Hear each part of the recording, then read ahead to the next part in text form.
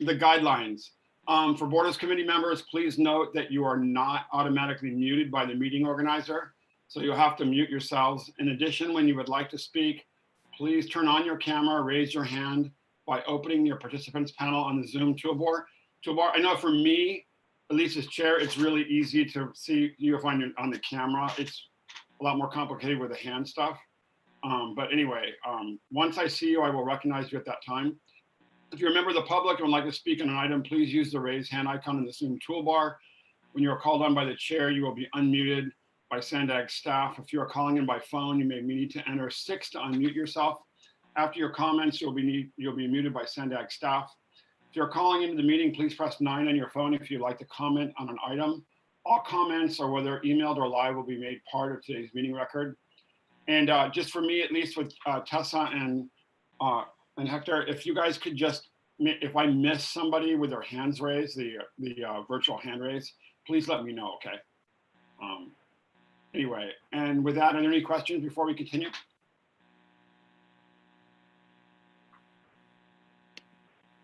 Great, okay. I don't see any hands raised for your question. Awesome, thanks. And if we have approval of meeting minutes, is there a motion? Motion to approve, Escobar. Hi, Serge. Hey, how you doing? Good to see you. Second, Cox. Supervisor Cox, great. Is this going to be one of your last Borders meetings? Well, I don't know if we're going to have one in November and December, but it's getting down there. Oh, good. Well, all right. Well, it's one of your last. So anyway, it's great to see you. Thank you. And I guess there'll be we do a vote, or Tessa, or what do we do now? Yes, Chair Dedina, I will do the roll call vote on approval of the minutes, and I'd like to state for the record that there were no public comments on this item. And we'll move to the roll call vote. City of San Diego, Councilmember Vivian Moreno. Moreno, yes. Thank you. County of San Diego, County of San Diego. Cox, yes. Supervisor, it's Chairman Greg Cox now, correct? Yeah, whatever. East County. I do not see a representative from East County. I will mark them as absent. Imperial County, Supervisor, Vice Chair Eduardo Escobar. Escobar, yes. North County Coastal. Oh, sorry, I don't have my glasses on. It's Jack. Deputy Mayor Jack Feller. Yes. And North County Inland. McNamara, yes. Mayor Paul McNamara, thank you. And South County? Yes. Chair Dedina, is that a yes? Thank you. I'm sorry, Dedina, yes. That motion, that's okay. That motion passes with all members present. And hey, thanks everybody for all your patience, at least with me managing. I've got my new Zoom studio screen to try to figure out how to manage agenda and choosing hand. So anyway, just bear with me. It's like being up in the lifeguard tower at the Silver Strand when I was managing the beach when I was 21. Anyway, and so we have public comment, but just the clerk will check any raised hands for public comments and announce for the record. So do we have any public comments or member comments? I do not see any public comments for this item. And do we have member comments?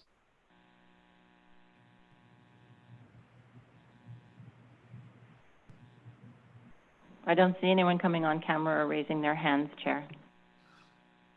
Let me just see if I wanted to this is the Chair, Dina, I wanted to thank 3 organizations that I really think have been, in addition to SANDAG, but 3 on the civil society side, Smart Border Coalition, Tijuana Innovadora, and then the San Diego Regional Chamber of Commerce, their international committee, for really continuing to do everything they can to maintain our binational relationships. Tijuana Innovadora just had a really great conference that I was able to participate in.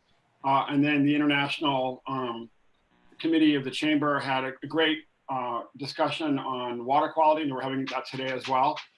And then Smart Border Coalition is just always there. They have their meetings, and all those engagements are really, really critical. And then next week we have the, thanks to San Diego Mayor Kevin Faulkner, we have Board of Mayors meeting, but you know, it's been a lot harder to do. It was harder to do all this stuff anyway before the pandemic, and it's hard to do it now.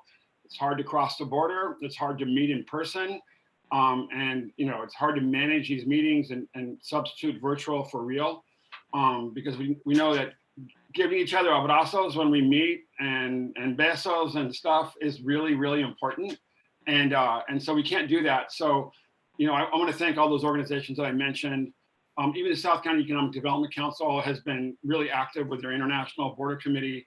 So just on behalf of at least our city, but also SANDAG and the Borders Committee, I want to thank all our civil society and NGO partners for all the work they do to promote cross-border relations. It's very clear in San Diego, in our leaderful binational region, that takes government agencies, the private sector, and then obviously civil society, especially our robust NGOs that work on both sides of the border to make this happen. So with that, unless there are any additional comments or questions, I will move on to item number 3, the Executive Director's Report. And I think we have Hassan or Ray with us. Yeah, good afternoon, Mr. Chair. Ray Trainer here, filling in for our Executive Director, Hassan Akrada. Just 2 brief items for your Borders Committee this afternoon. The first is regarding the regional plan. The team is going to be presenting the data-driven and analytical process that we've used to develop the regional plan to a joint meeting that's going to be coming up with the California Air Resources Board, the California Transportation Commission, and the California Department of Housing and Community Development. That meeting is going to take place virtually on November 4th, and so we're excited to be able to present the vision, as well as just the process that the team has used to get the vision this far. And the next step, of course, for your team is to then help us, guide us as we start to take that vision and turn it into the regional transportation plan, which will come before the Board of Directors for a final adoption in October of 2021. We also have some presentations on the regional vision coming up with a number of the working groups, and those will run through the end of October and into early November. And then one more update for you all regarding the Otay Mesa East Port of Entry and the State Route 11 project. This week, there has been a meeting with the District 11 folks, as well as officials from Mexico, looking really at policy questions, a number of technical discussions regarding a number of different border issues. And the Secretary of California's Transportation Agency, Secretary David Kim, participated in those meetings along with Mexico's SRE and SCT. So that concludes my report, Mr. Chairman, and I'll turn it back to you. Thank you so much, Ray. I really appreciate it. And now we'll move on to something that's really, really, really, really important for all of our cities and our region and obviously our state and our country. And that is the item number 4, the 2020 Census Complete Count Outreach. And we have Darlan Hochter-Malmet from SANDAG will give an update on where we're at on that. So thank you so much, Darlan, for being here. Thanks for having me. I am here today to share with you the outreach that was done that SANDAG has coordinated. You might remember I've given presentations earlier this year. So I just want to share with you what's been done, some lessons that we've learned, and just to let you know that the final report is going to the state next month. Next slide, please. As with everything, the COVID-19 pandemic definitely impacted the Census Bureau's timeline. As you can see here, the invitations were mailed as planned and Census Day remained on April 1st, but the in-person follow-up was delayed from May to August. And the data collection period, that ending date was changed multiple times, but it finally ended on October the 15th. Next slide, please. This figure shows you the timeline from the outreach, starting with the SANDAG board resolution for SANDAG to take the lead and coordinate and administer the funding from the state of California, all the way through making the strategic plan, doing the agreements, and the education phase, which started a year ago and continued on through October the 15th when the data collection ended. Next slide, please. We had 3 goals, really simply: increase awareness about the census, give people access to be able to complete the form, and increase the self-response rate so we achieve a complete count. Next slide, please. The outreach really focused on the areas where we had a risk of being undercounted, and these are the communities that are traditionally difficult to count. Next slide, please. As you can imagine, collaboration and coordination was key to avoid duplication of efforts and fill any gaps that arise in reaching these communities at risk of being undercounted. Next slide. This figure outlines the structure that supported that collaboration. We had our complete count committee that SANDAG coordinated and convened, and we worked really close together with the Count Me 2020 coalition, which was over 150 community-based organizations that had really close ties with communities at risk of being undercounted. Next slide, please.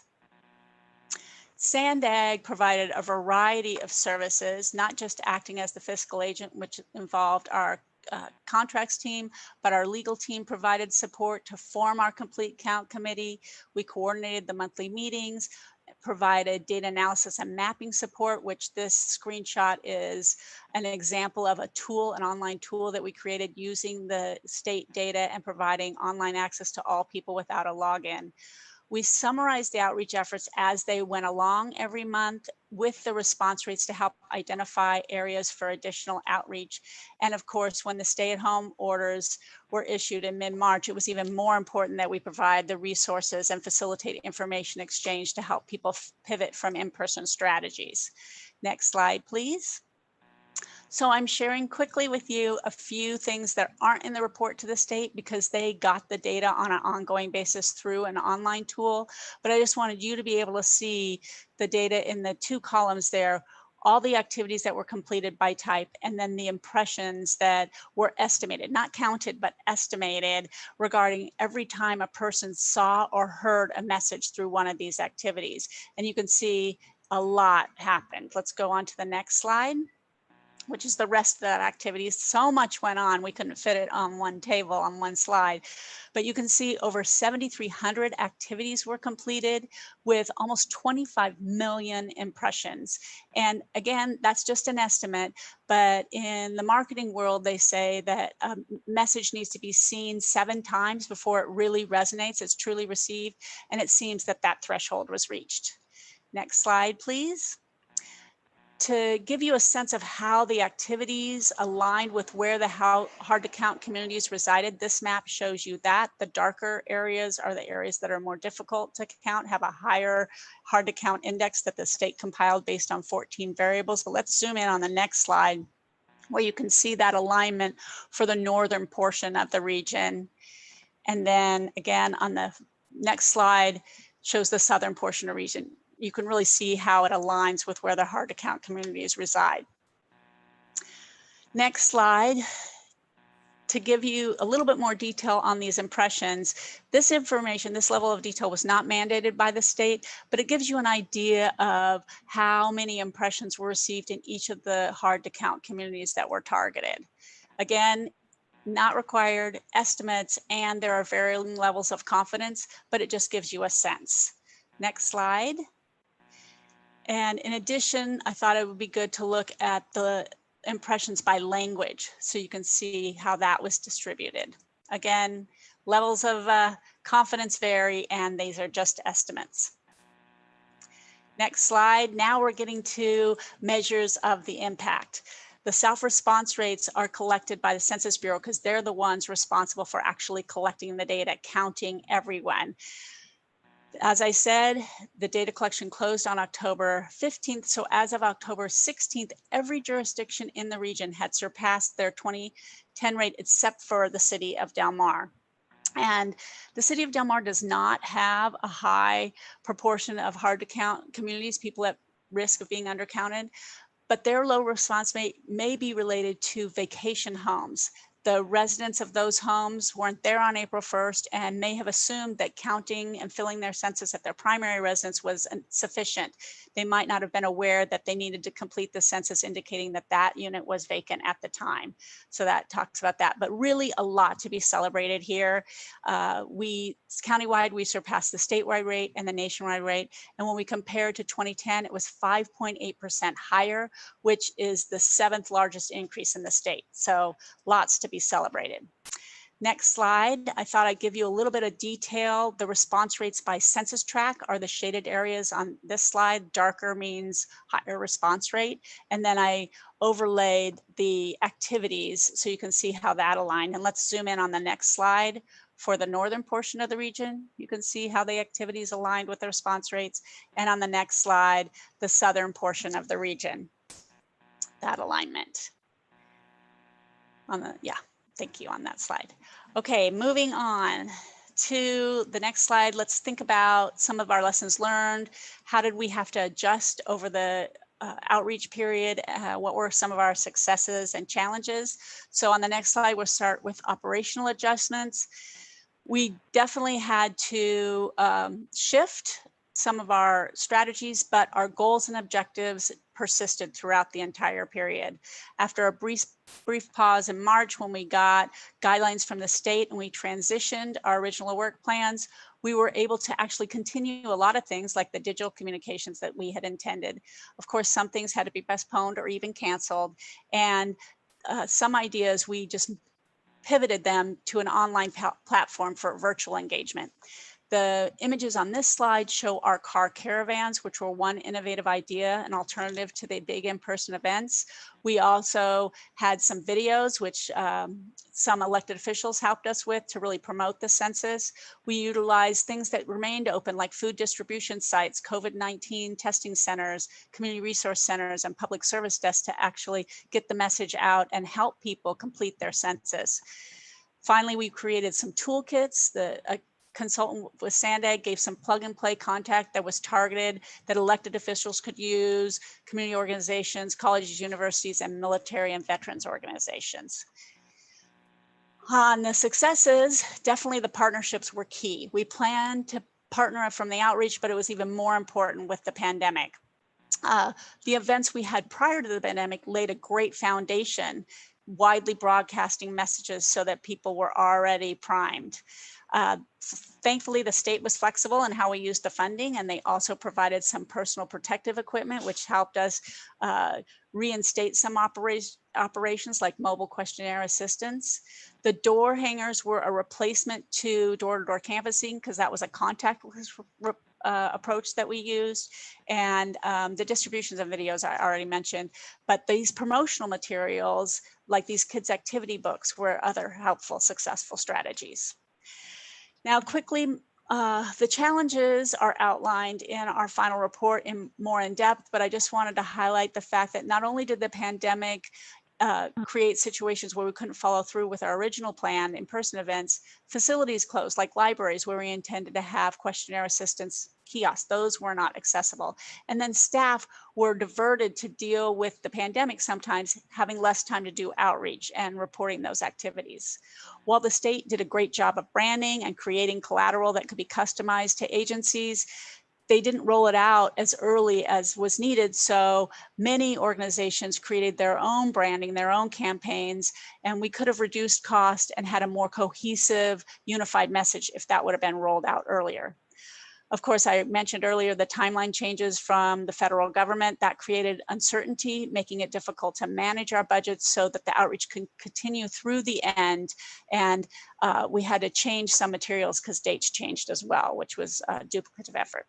So to close, as you can tell on, oh wait, I didn't tell you to change my slides. I'm sorry, I get talking away so fast. So on my last slide, of course, this effort was large with many partners, changing dynamics, and despite the challenges, the response rates really reveal the successes that we achieved. I'm happy to answer any questions you have now, and that concludes my presentation. Thanks, Darlene. And I understand that you are on your road to the next chapter of your life. So congratulations and thanks for all your service to SANDAG. We really appreciate it. And to serving the public trust. the census is a foundational element of our country. It's something described by our founding fathers. So we really appreciate you helping us carry that out and making sure that San Diego is counted. Are there questions and comments from our members or the public? I do not see any hands raised at this time, Chair Tadina. Darlene, I'm feeling a little embarrassed. And Imperial Beach had, I know we improved 2% from 2010 to 66%, and obviously challenges in our community. We have a lot of apartment buildings, but I haven't talked to our staff about that yet. Any feeling about why maybe we couldn't have gotten a better count, or do you think it has something to do with, you know, all the factors you raised, or maybe there's a specific thing about our city that led to that result? I don't think it was from lack of effort at all. I mean, your city really stepped up to the plate, partnering with community-based organizations, definitely. I mean, there was so much that went into the census even before the pandemic that made it challenging. You know, survey response rates have been going down historically. There's been just so much controversy about this census. So I really don't think it was from anything else that you all could have done. Definitely not. Well, I saw we hit the national average, so you know, but I feel now I'm feeling I always want to be an overachiever, and obviously our partners and neighbors everywhere else generally did a really good job. So overall, it's a great effort, and I really think the involvement of so many community-based organizations. I was at one of those meetings early on, one of the first statewide sort of efforts where they involved all the NGOs that were going to be involved, and it was really impressive to see the outreach effort.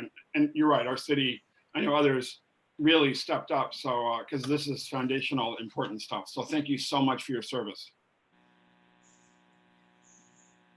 Great. With that, we will move on now to another important data collection.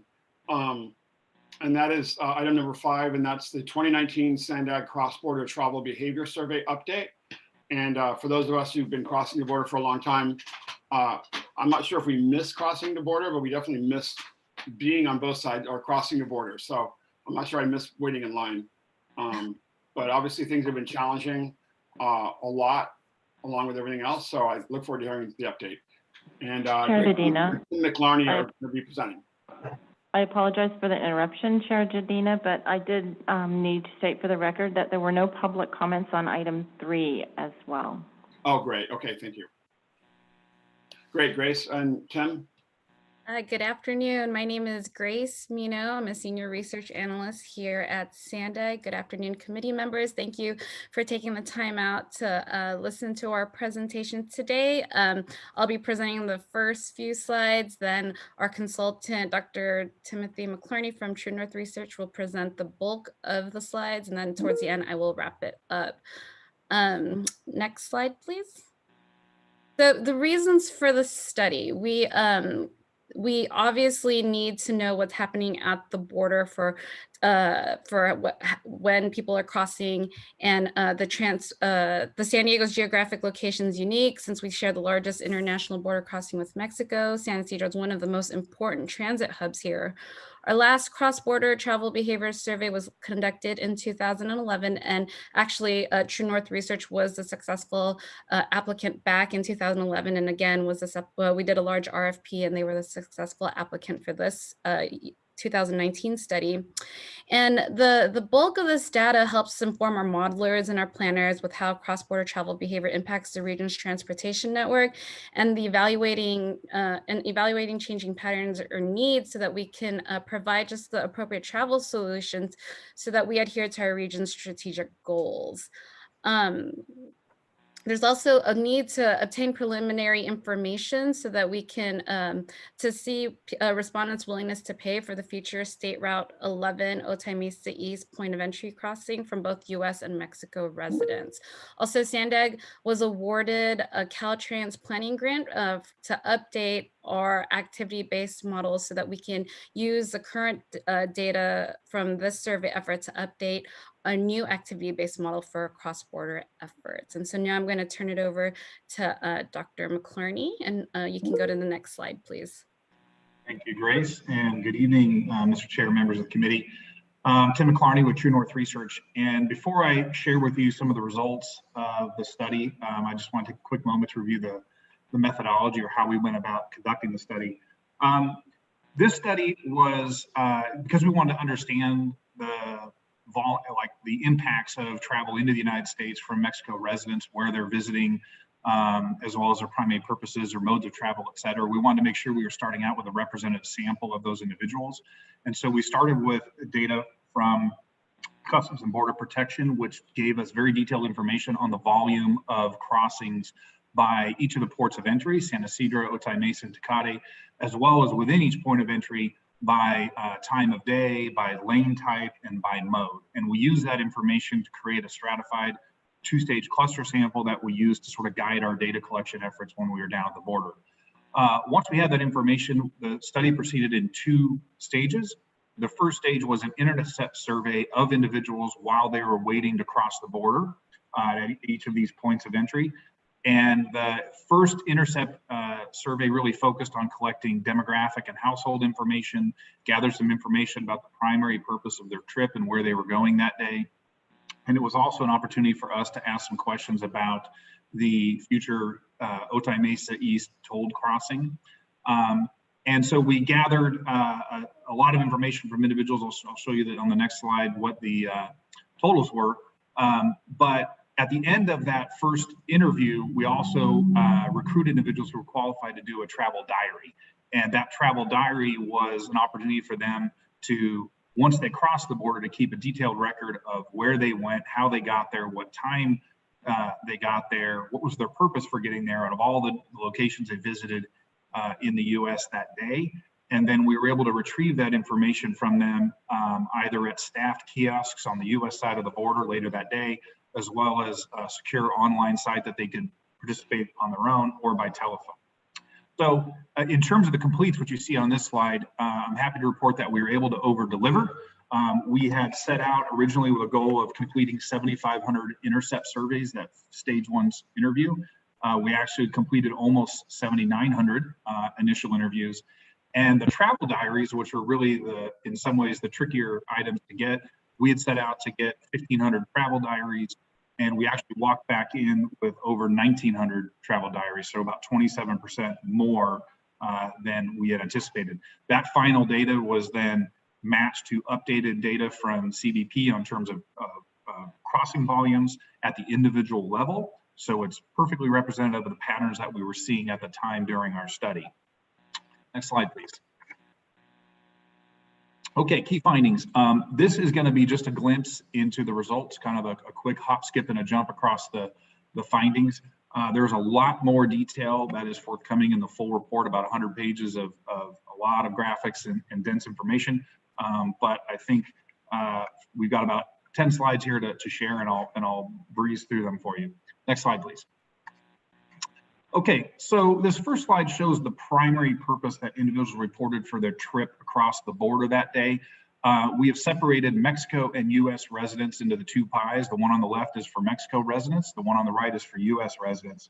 And what you can see by comparing those 2 pie charts is the reasons that Mexico residents visit the US tend to be quite different than the reason that US residents visit Mexico. Among Mexico residents on the left, you see that the dominant reasons for crossing the border are shopping, about 52% mentioned that as their primary purpose, and work, 31% mentioned that as their primary purpose.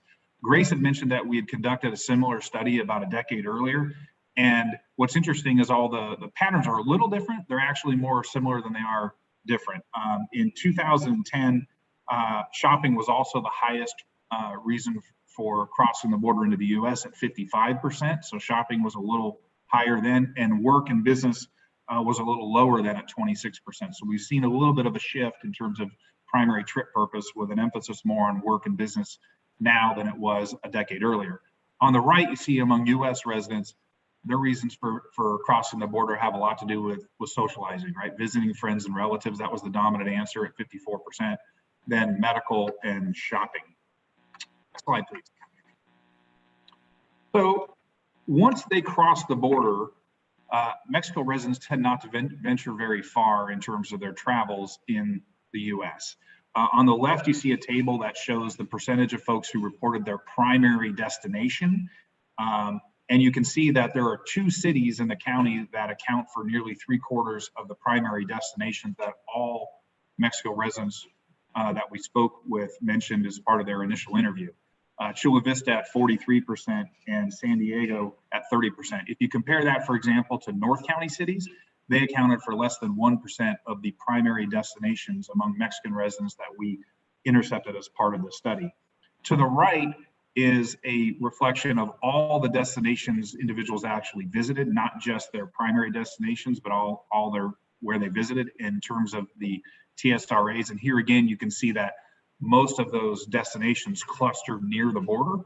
That dark blue and medium blue sections represent the dominant share of the destinations that individuals reported in their travel diaries. Next slide, please. Now, when they cross the border, individuals, although they have a primary purpose, they tend to visit multiple destinations. The yellow bar there shows the number of destinations the average crossing or crosser made within the United States during their trip.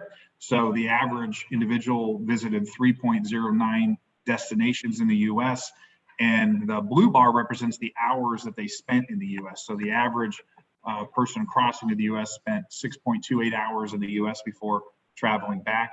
To the right, you can see how that varies a bit by the port of entry, with the folks who are crossing at San Ysidro tending to visit more destinations on average than those crossing at Otay Mesa and again at Tecate. Next slide, please. So in terms of how they're getting to their destinations, you can see that driving solo, which is the yellow vehicle there, that was the most common method at 44%. We struggled a little bit with the carpooling.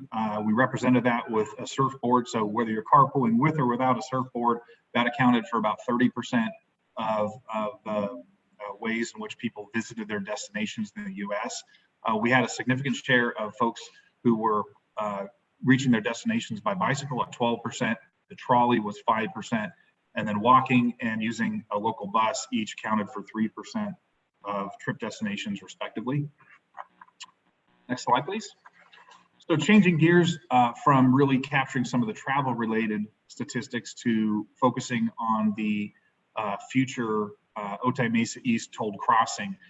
We had a number of questions in the survey that were designed for that. The first of which we simply described to them where this future tolled crossing would be, which is shown in the green representation there on the map.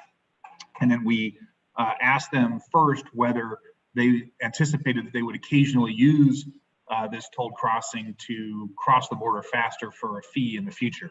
And what we found is about 2/3 of respondents answered in the affirmative. They said, yeah, they anticipated that on occasion they would use this future tolled crossing. It was interesting that that pattern was very consistent across demographics in terms of whether they were a US or Mexico resident or how frequently they traveled or where they were traveling to, as well as the various characteristics of that trip that day. So there was a lot of interest sort of across the board among survey participants. And then next slide, after we gave them an understanding, if we can advance to the next slide, please. So after we gave them gauged their interest in using it, at least occasionally, mentioning it was with a fee, but not mentioning specifically what the fee was, we then went on and asked individuals whether for their trip that day, right, they would have chosen to pay a fee in order to cross the border at this new tolled entry for a fee of either $20, $10, $5, or $3. We actually went from high to low in what's called a Dutch auction format. And the advantage of kind of doing this exercise and linking it to their trip that day is we knew a lot about their trip that day. We knew where they were going, why they were going there. We also knew what their expected wait time was. And so we could position this question to be, to read that, you know, earlier you said you expected to wait 80 minutes at the border today before crossing. If you could have reduced your trip to 20 minutes, would you pay $20, right, to cross at the future or that Otay Mesa East location?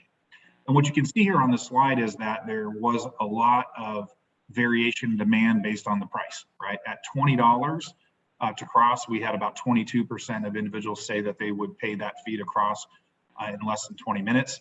As you jump to $10, it jumps to, I mean, if you reduce the amount to $10, it jumps to 46%.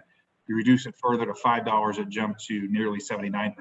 So we have a huge swing in willingness to pay based on that price tag, right?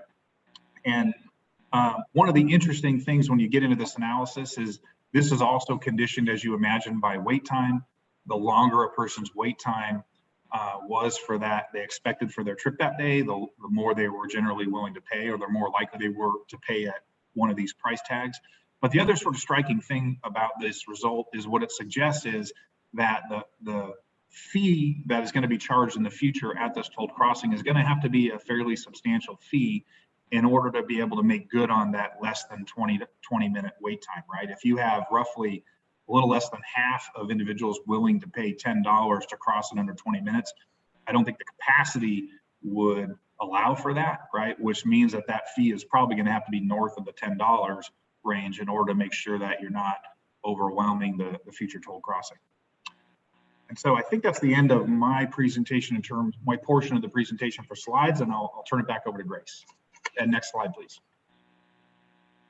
So just some closing thoughts on the possible data implications from this big survey effort is that more than half of the Mexico residents who crossed came to the US to shop. And so obviously there's economic impacts when there's longer border wait times. And so as Tim referenced, if we can make good on the less than 20-minute wait at the border, that would be great for our economy. Around 1 in 3 Mexico residents came to the US to work. And so this has transportation planning implications to get workers to employment centers around the region. And after crossing into the US, most weekday trips occurred in South County, as Tim highlighted. And so it would be a good look at the infrastructure and other investments in this part of the county to make sure that we're making decisions that help with the shopping and the trips that occur in South County. Next slide, please. So next steps. You know, when we were doing this data collection, it was pre-COVID, and right when Tim and his subconsultant were going to start, we were going to do weekend data collection, but COVID happened, and so we had to stop, and we weren't able to get Saturday and Sunday information, and so we extended the contract up until June of 2021 to see that if things return back to normal, then maybe there might be a possibility to do some more weekend data collections after travel restrictions are lifted. We're going to finalize and release the report hopefully by the next Transportation Committee meeting, which is on Friday, November 13th. And the data, again, is going to be used to help update the latest version of the cross-border model. And it's currently informing SANDAG's current traffic and revenue study for State Route 11 Otay Mesa East. And Tim and I would be happy to answer any questions that anyone has. Tim and Grace, thank you so much. Really important work. And I'm assuming if someone was stuck in the border for the 10 hours or recently, they probably would have paid hundreds of dollars to get across. But I was also intrigued by the surfboard. I know that when it's pumping north swell, the traffic with boards on top of cars is tremendous. And even the guys at the toll booths from Playas to Ensenada comment on it. So anyway, when surfers from all of Southern California migrate to Baja. Anyway, if there's questions, first from the public, are there any public comments or questions before we go to members? Thank you, Chair Dedina. I do not see any hands raised for this item. Great. And are there member comments, questions? Chair, Hey, this Serge, Yeah. this is Bill Sankey. Oh, good. Hey, Bill. Hey, Serge. See you. Love from Coronado. There you Hey, go. I would encourage every member of this committee to take Caltrans and Mario up on his offer to go down and see the State Route 11 905 project that's connecting those roadways to where the new border crossing is going to be. It's an immense project. It's having a tremendous economic impact already in that region. There's a 3 million square foot Amazon warehouse being built. It's pretty amazing, and the tour is really interesting as well. So there's a lot of great stuff going down there, and this particular study is important because it talks about those dollar values that people are going to think about to use and I think that sweet spot around $15 maybe where it lands, at least from the data presented today. But another big part of this is the fact that it's a commercial crossing as well. And so figuring out the dynamic of being able to use that and save money, time, help the environment with less waits is really going to make a difference. So kudos to all the work that's going on down there. And this study will really go a long way to helping inform that. Thank you. Thanks, Bill. Any comments on that, Grace or Tim? Especially are you guys involved with that sort of understanding that monetary issue that Bill talked about? Sort of like, is that part of the issue with the data collection to identify what those costs would be or potential costs, charge would be for crossing the border? Right, so there's two parts. First was this first study, which was the 2019 Cross-Border Travel Behavior Survey. The original intent of this study was first to collect information for the activity-based model so that we can make long-range planning decisions and have decisions based on what current travel behavior is. But yes, the second part of the study was to collect preliminary information for the value of time and for State Route 11. But then there is a second portion, which is a traffic and revenue study. And actually, Tim is a part of that team. So Tim, if you want to take it from there. Yeah, so the data we've collected this time in terms of the value of time would help inform that traffic and revenue investment grade study. And so we collected this data, and we're also collaborating and part of that team, which is now going to do a much deeper dive into looking at the financial feasibility of that toll crossing. And there will probably be some additional data collection, both for the weekends as well as some stated preference data that's going to be collected as part of that study as well. I think because of COVID, there's been a lot of discussions around timing. And so we think that what was originally going to be a data collection effort in the fall here is now shifted over to Q1 of next year. Great. Vivian, there you go. How you doing? Yeah, thank you. I was trying to catch your attention, but I don't think I was very successful. So because we know that the trucking industry is really who is going to be, we think is going to be paying the toll. So where does the trucking industry fit into this? And just to give people perspective, in 2019, there was $39 billion of commerce that moved in and out of my district, which is the Otay Mesa Port of Entry. Are we surveying the trucking industry? Are we talking to the 3,200 truckers that cross on a daily basis to find out more information of whether they will choose this form of this mode of transportation? So my understanding is that is going to be part of this investment grade traffic and revenue study that is a separate study, but is one that we're going to be involved with. There is going to be a general public component like what we had here, but there will also be a component that is focused on the trucking and the transportation sector. Okay, and when is that starting? So that is underway. CDM Smith is the prime contractor who was awarded that. We're a sub on their team along with BTK Consulting, who's our data collection partner. They're underway. I don't know, again, because of COVID, the data collection timing has been pushed out a little bit. I don't know what their game plan is as far as the timing of the trucking side of this. But I understand that most of the data collection work will again be probably Q1 timeframe of 2021. Okay, wonderful. Thank you for the presentation. I appreciate it. Thank you.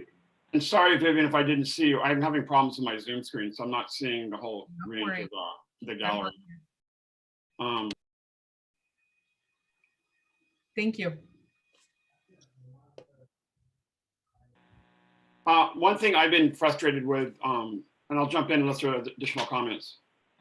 I've been frustrated with, for example, CBX. We haven't been able to sort of tabulate the impact on emissions from the reductions of cars crossing the border. So, I think it's 3,000 cars a day they estimate that aren't crossing the border because of CBX. And I think that's really, really important when we talk about these projects. So we've got to, I know that's not your job to figure out the emissions piece, but we almost have to figure out how to tie border crossing to emissions. For example, with SANDAG, I'm just trying to think about how do you incentivize people to cross maybe at the busiest times to reduce emissions. There's got to be some sort of like air emissions sort of inducement effort. So you're trying to get people to cross the border quicker and not and not spend time waiting for the border. So that's just something we should think about as obviously climate and emissions become even more paramount than they already are.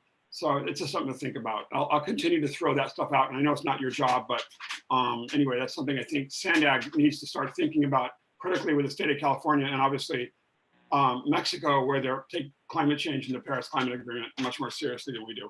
So with that, any other additional questions or comments?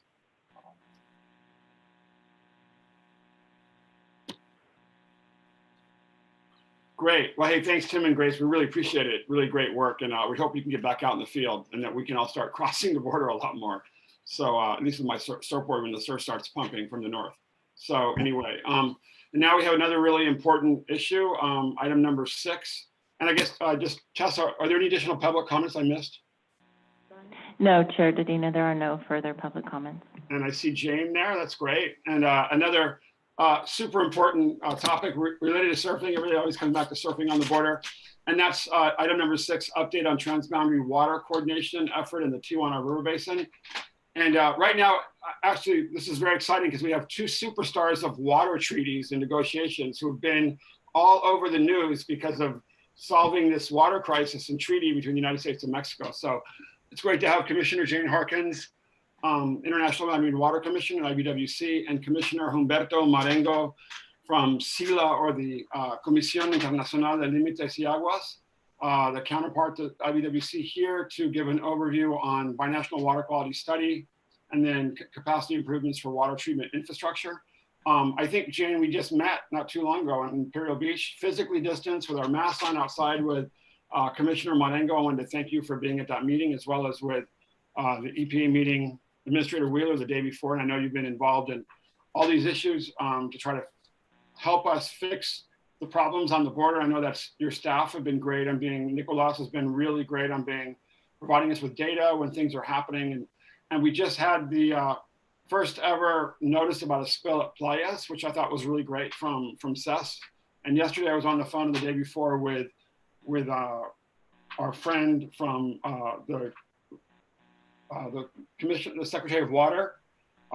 So anyway, in Mexico, talking about the updates and ideas of water use. So we're very glad that you're here, and thank you for all your great work. And so I guess, are you going to start, Commissioner Harkins, first? Yes, I was going to start. Thank you so much. Okay, thank you, Mayor Dedina. It's a pleasure to be here today. And I would agree with you, Mayor Dedina, on your first thoughts. Doing the international work that we do is much more difficult in a pandemic than doing the work we do just in the United States. Virtual doesn't work as well cross-border. But I do have a number of updates for you that I wanted to give you, and then I'll turn it over to either Commissioner Marengo or Antonio Riscon, the principal engineer. I'm not sure who's on today, but first I wanted to start to say this summer, we replaced the river gauge at the Tijuana River.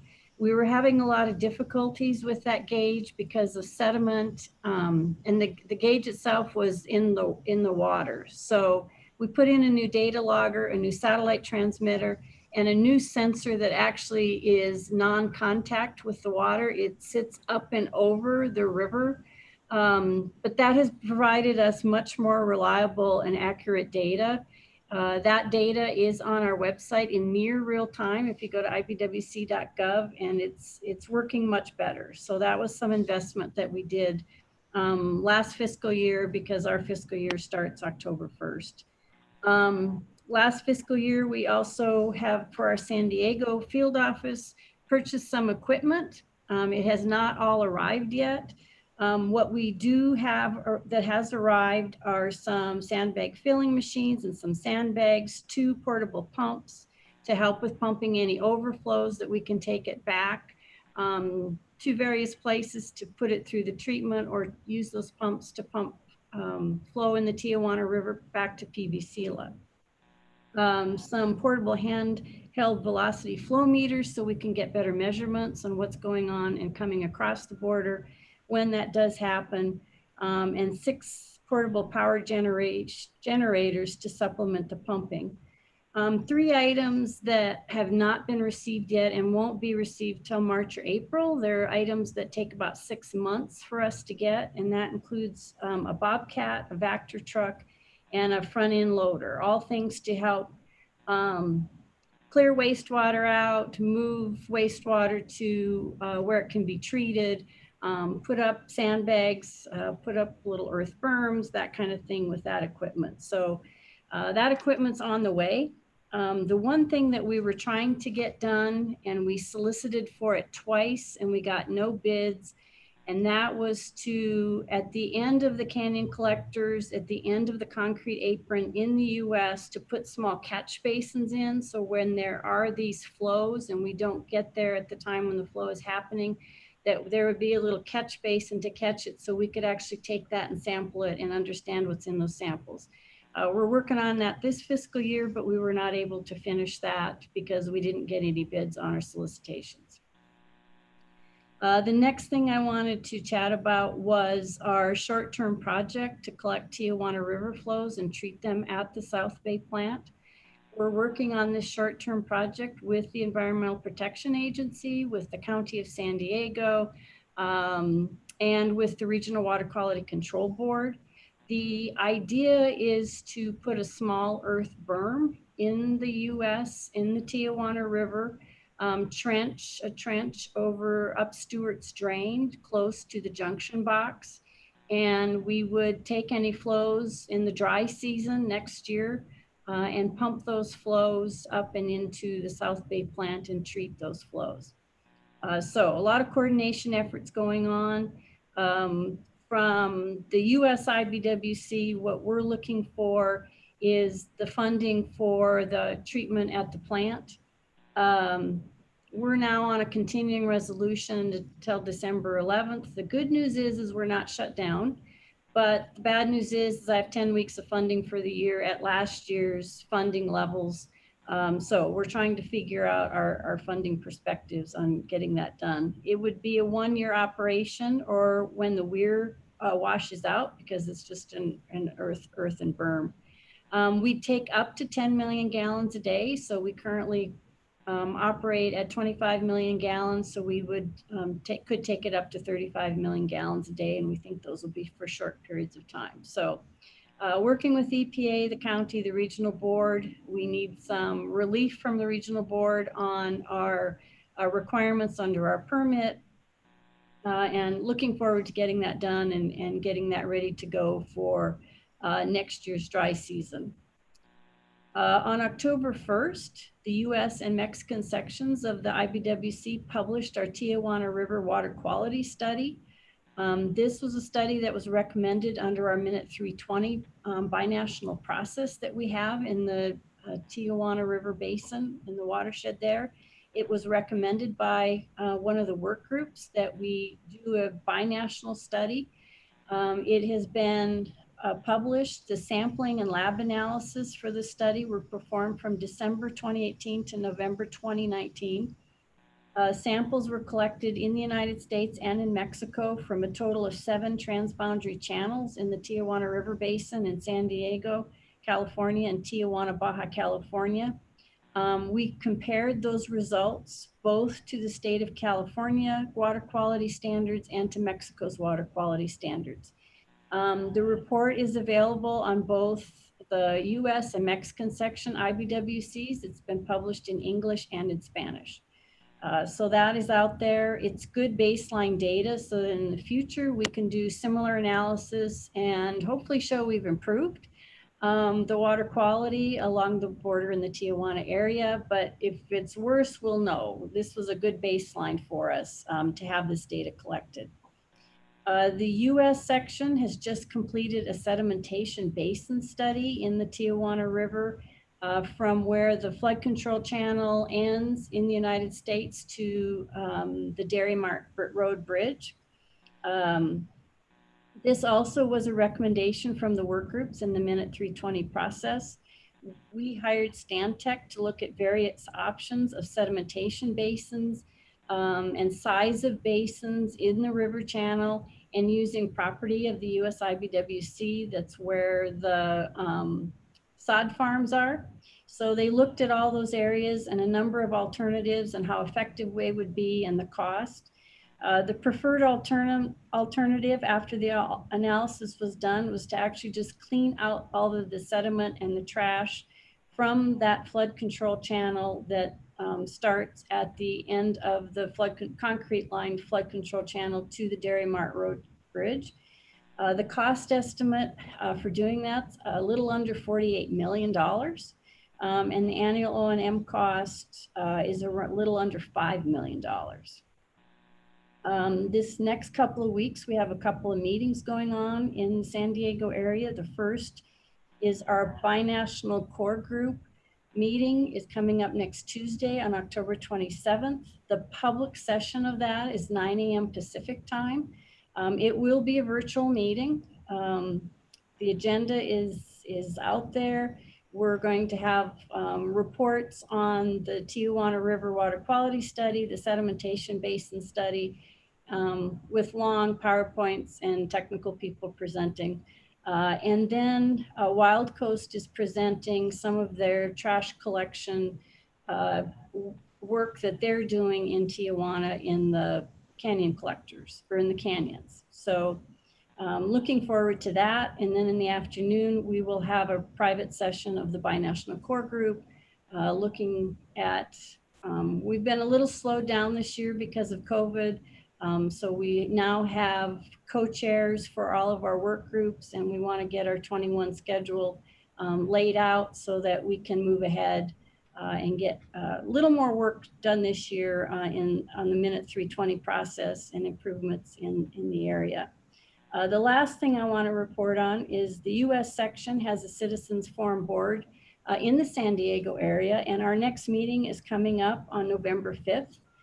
It will also be a virtual meeting since that's how we're doing business right now. But you can check our webpage for any public notices that will be noticed with the links, and that's a public meeting as well. So that's my report, and I'll turn it over to the Mexican section and see if they want what they want to add to that. Well, first, thank you, Commissioner. I have to go to a doctor appointment I made a long time ago. But I wanted to thank you. And one thing I know is that you and your team and your colleagues in SELA especially are really good at also thinking about little things and big things that make a difference, things that don't cost a lot of money, and then things that may cost more. But I really appreciate that effort to even do things like the river gauge, which our water geeks, our water nerds are really obsessed with. It really makes us excited to talk about river gauges. So I really appreciate it. Zero. No, it's a great team, and I'm really glad to see things moving forward. And it's great to push Rigo as well on the idea of water reuse. I think that's going to be the way to move forward in Tijuana. So I'm going to hand this off to Supervisor or Vice Chair Escobar, and then we'll also introduce Antonio Rascon from SELA as well. So I think we had him at the City of Imperial Beach recently. So thanks, Vice Chair, and thanks everybody, and have a great weekend. And again, thank you, Commissioner Harkins. We do appreciate the support from you and your staff. Thank you. Stay safe, Mayor Dedina. Thank you, Commissioner Harkins, for that information. Dr. Marengo, are you on the line?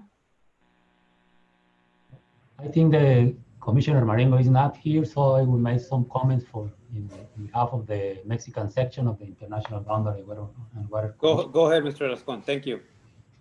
Yes. I will mention that at the beginning of this year, after a very wet winter in the Tijuana area, we had many problems in sewer lines and pump stations that generated spills to the United States. The largest transboundary discharges were through the Tijuana River.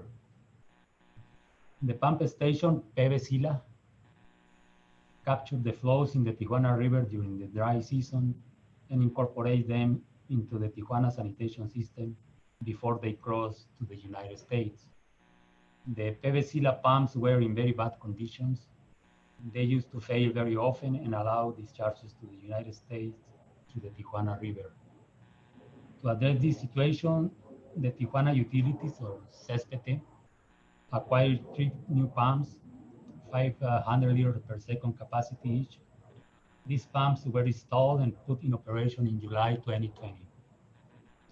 On the other hand, the Mexican section of SILA hired a contractor to rehabilitate, operate, and maintain PVSILA. The contractor started operations in July 31. Since then, operators have been at the pumping plant 24 hours a day. The intake of the Tijuana River is cleaned up every hour. As a result, transboundary flows to the United States through the Tijuana River decreased after July. In July, the transboundary flows were around 800 liters per second. In August, the flows decreased to 100 liters per second, and then zero discharges have been registered after September the 3rd. The SILA contractor is also working in the rehabilitation and expansion of the PVSILA. This includes pretreatment works, grading structures, flow metering devices, automation, and a new water intake from the Tijuana River. With these works, operation of PVSILA will be improved and events of transboundary flows to the United States will decrease. The rehabilitation works are expected to be completed by January 2021, and the operation and maintenance contract will last 2 years. As Commissioner Harkins mentioned, the SILA performed a binational water quality study in the Tijuana River and in 6 other transboundary canyons. The results of this study are published in both section portals. The study detected the presence of domestic water in the transboundary flows. The results also indicate that parameters of concern such as chromium or pesticides, DDT, and allergens were either not detected or found in very low amounts below the limit established in the applicable regulations of both countries. Also, a weekly bacteria monitoring is performed in the Pacific Ocean beaches in the Tijuana and San Diego, including sites south of the discharge of the San Antonio de los Buenos treatment plant, located 10 kilometers south of the international border.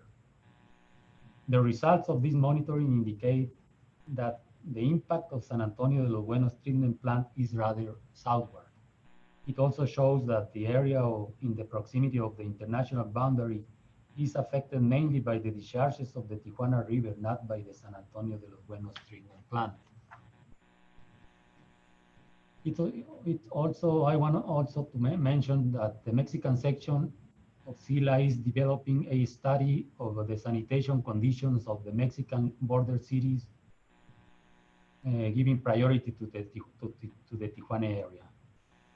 This study will tell us what the problem is, what works are needed to address existing and future conditions for the next 30 years, what are the costs, and what are the potential source of funding. Preliminary results of this study indicate that the Tijuana sanitation system requires a large investment in sewer lines, pump stations, wastewater treatment plants, and water reuse works. I will mention also that the conditions in the Tijuana River have also improved as a result of the repair of sewer lines like Colector Poniente. This work was performed by CESPT with the support of NatBank. Large discharges to the Tijuana River were eliminated with these actions. Also, the government of Baja California finished the cleaning of the Tijuana and Alamar channels. With these works, the silt and debris that were removed from those channels will not be conveyed to the United States in future rains. Also, the Tijuana authorities have been cleaning the silting tanks in different sites, including the transboundary canyons. This activity will help to decrease the amount of silt and solids that cross to the United States through those canyons. In conclusion, I will say that Mexican authorities continue to work according to the available resources to address the discharges to the Tijuana River and to avoid the transboundary spills in the benefit of the people in both size of the border. These are my comments. Mr. Rascon, thank you. Ms. Harkins, Commissioner Harkins, thank you very much. I don't have that little deal that says hands raised. Tessa, could you help me out to see if there's any hands raised or anybody that has any questions for either Commissioner Harkins or Mr. Rascon? Thank you, Vice Supervisor? Chair. I do not see any hands raised for public comment, but I do believe one of our staff members, John Haggerty, wanted to comment. I believe it's on this item. John, can you come on camera? I'll get you next, Bill.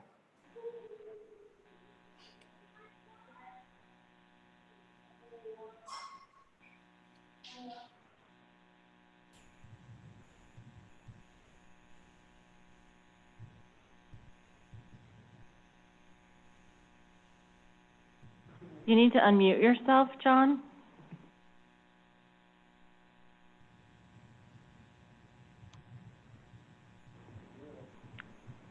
Vice Chair, perhaps we should go ahead with Councilmember Sandkey, and we can come back to Mr. Haggerty. Councilmember Sankey, go ahead. Thank you very much, Mr. Chair. Greetings to our Imperial Valley friends. I think for a specific question, what type of permit relief are we going to need from the Regional Water Quality Control Board? That was something that Commissioner Harkin talked about, and then so I'd like to know that answer. But just more generally, with 2 trips across the border recently, I want to point out that looking across into the channel and seeing all that work being done, it has been so rewarding. Both Commissioner Harkin and Antonio, I want to salute the efforts that have been so successful over the last 6 months in terms of real, tangible changes. The fact that we're not getting dry water flows. Antonio, you described the collector repairs and the pump station PVC getting work done to it is obviously making a huge difference. The $48 million price tag to clean out the sediment on our side of the border seems like a big number, but it will make a big difference when we can move forward with that. I didn't hear any discussion from anybody on the expansion of the capacity at the plant, which sort of I thought had received $75 million a year of EPA funding over the next 4 years or something like that. So I would, Commissioner Harkin, if you'd be kind enough to address the status of that. And then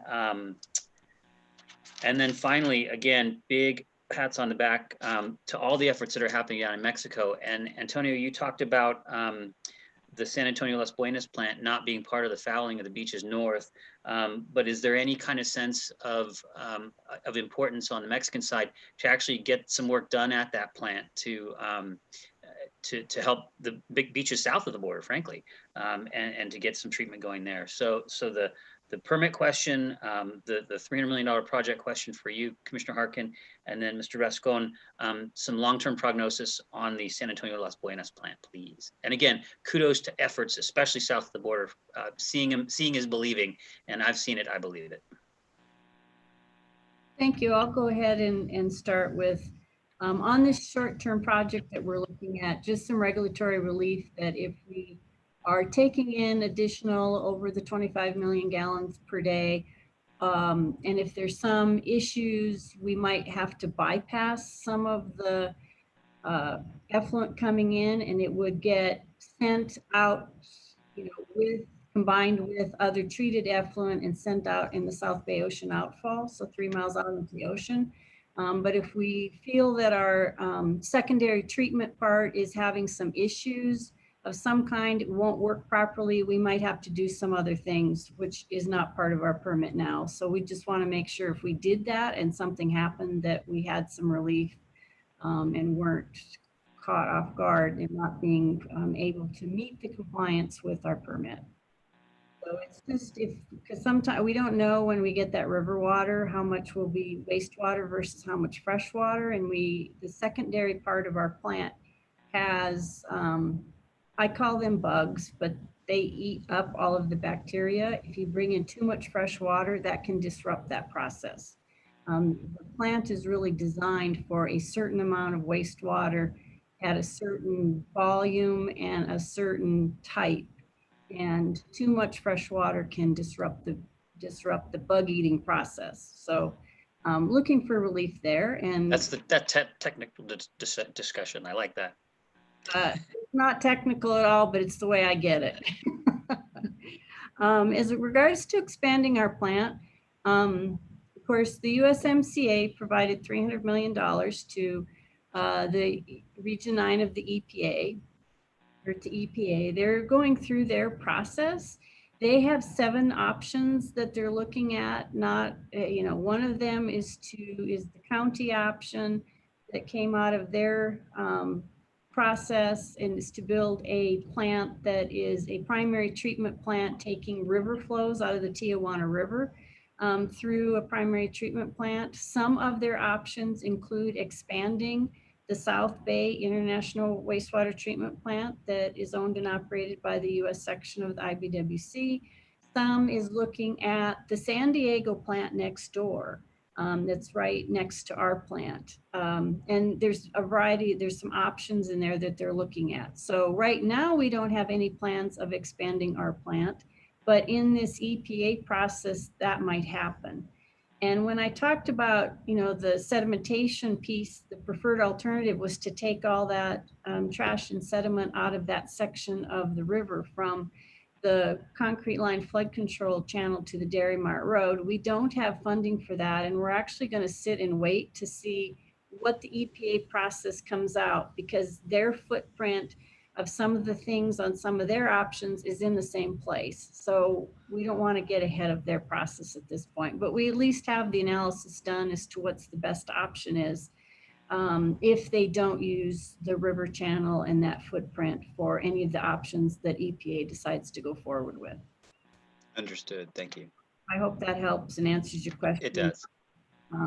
P.E. Rascon respond to the questions for him. Okay. Mr. Rascon? Yes, I will mention that, of course, the more urgent action that we need to take is to address the sewer lines that are deteriorated and discharged. If they fail, they will discharge to the Tijuana River. So it's important to address the sewer lines, and also it's important to address the pumping plants, because if they fail, also we will have transboundary discharges or discharges to the Tijuana River. We are trying to find the resources to address this, because the pumping plant number 1 is important to be fixed also, as we are doing with the PVCILA and also the other pumping plants. The next action will be, of course, to fix the San Antonio de los Buenos treatment plant. Even though the impact is in the Mexican side, it is important that we address that problem, and we are trying to find the resources and how we are going to work on that. As I mentioned, we are developing a general study that is telling us what are the actions that are needed, what are the investment needed, and how we are going to fund those needs. So the San Antonio de los Buenos treatment plant is one of the work that we need to do, but we need to do first the pumping plants and the sewer lines that discharge to the Tijuana River or to avoid transboundary discharges. Yeah, your comments on priorities really ring true. So thank you very much. Appreciate the attention both of you are given to this important binational issue that has really, of all the things I've seen in government, taken a long time to grab the bull by the horns, but I think we're getting it wrestled down now. Thank you, guys. Thank you, Mr. Sankey. Tessa, do we have any other questions or comments for either Commissioner Harkins or Mr. Rascon?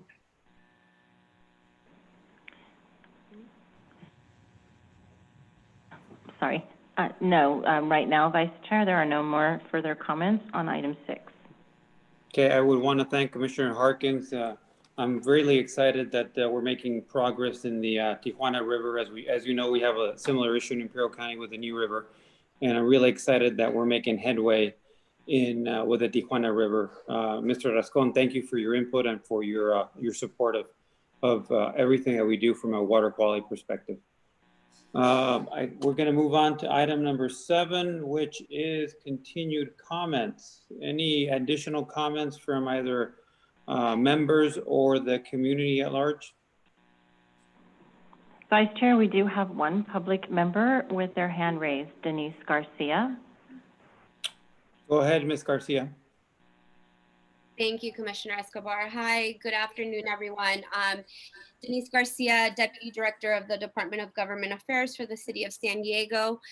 Mayor Serge Dedina did mention the U.S.-Mexico Border Mayors Association coming up next week. I just wanted to give a little bit more details and about the 9th annual summit. It will be next Tuesday, October 27th from 10 to 12.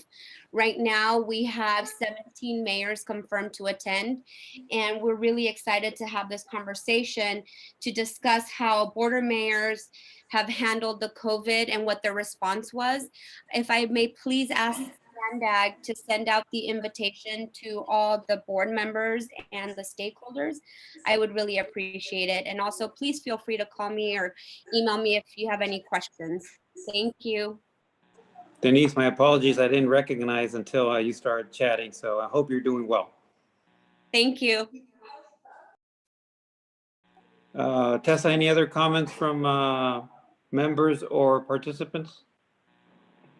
I see no further hands raised from the public, and I see no other members on camera.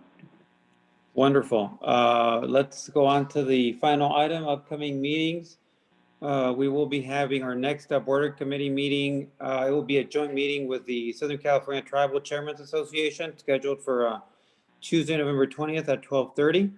I want to give a shout out to Tessa and Hector Vanegas for assisting, along with all the SANDAG staff, for helping us out in coordinating this meeting. I wish you all a safe weekend. Let's keep up the good work, and again, stay safe. Thank you. Thanks, everybody. Take care. Bye-bye.